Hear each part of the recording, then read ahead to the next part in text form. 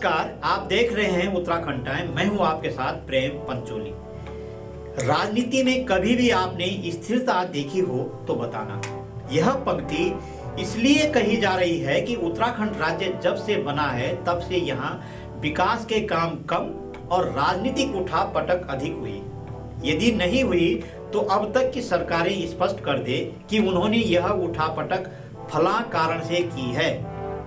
कोई राजनीतिक दल यह बताने की हिम्मत नहीं कर सकता, क्योंकि सरकारों में अब तक जो फेरबदल हुए हैं वे किसी विकास के कार्य में अवरोधक होने से नहीं बल्कि जिम्मेदार जनप्रतिनिधि के अहम के कारण हुए हैं।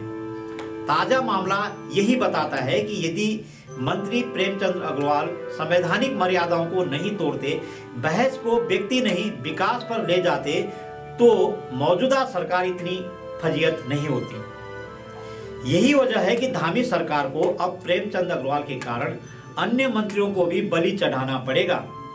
इसलिए भाजपा के प्रदेश प्रभारी दुष्यंत गौतम ने देहरादून में डेरा डाल दिया है। यह संकेत साफ है कि अब धामी सरकार के मंत्रिमंडल में कभी भी फेरबदल हो सकता है या आज और अभी ही हो सकता है। इतना तय है कि मंत्रिमंडल में फेरबदल होना ही है और कई मंत्रियों की कैबिनेट से छुट्टी के संकेत भी मिल रहे हैं।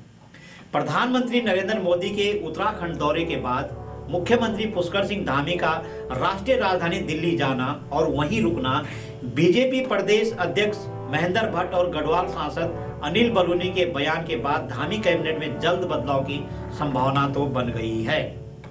इसके अलावा कुछ मंत्रियों के विभाग भी बदले जा सकते हैं।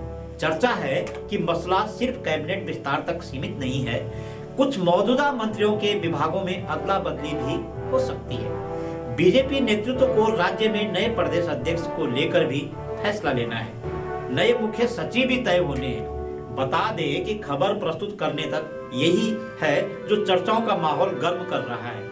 मंत्रिमंडल विस्तार की चर्चाएं तेज होने लग गई है, जिसमें नए चेहरों को शामिल करने और कुछ वर्तमान मंत्रियों के विभागों में बदलाव की संभावनाएं जताई जा रही है। वर्तमान में मुख्यमंत्री समेत मंत्रिमंडल में 8 सदस्य हैं, जबकि संवैधानिक प्रावधानों के अनुसार विधानसभा के कुल सदस्यों की संख्या के 15% तक यानी अधिकतम 12 सदस्य मंत्रिमंडल में शामिल होने चाहिए। इसलिए भी मंत्रियों की संख्या बढ़ाई जानी स्वाभाविक है। मंत्रिमंडल में वर्तमान में गढ़वाल मंडल से विधानसभा अध्यक्ष और 5 मंत्री हैं, जबकि कुमाऊं से मुख्यमंत्री पुष्कर सिंह धामी और 2 मंत्री हैं। कुछ जिलों जैसे चमोली, उत्तरकाशी, रुद्रप्रयाग, हरिद्वार, बागेश्वर, पिथौरागढ़ और नैनीताल को अब तक मंत्रिमंडल में प्रतिनिधित्व तो नहीं मिला। इस विस्तार में इन जिलों को प्रतिनिधित्व देने से क्षेत्रीय संतुलन स्थापित करने में भाजपा को मदद मिलेगी। मुख्यमंत्री पुष्कर सिंह धामी के मंत्रिमंडल विस्तार में नए चेहरों को शामिल करने, विवादित मंत्रियों के विभागों में बदलाव और क्षेत्रीय संतुलन स्थापित करने की उम्मीद भाजपा हाईकमान में जग गई है। यह कदम राज्य की जनता के बीच सरकार की छवि को सुधारने और आगामी चुनाव में बेहतर प्रदर्शन सुनिश्चित करने के दृष्टिकोण से महत्वपूर्ण होगा। उत्तराखंड भाजपा में चर्चाओं का माहौल गर्म है कि कौन और किसको नई जिम्मेदारी मिलने वाली है।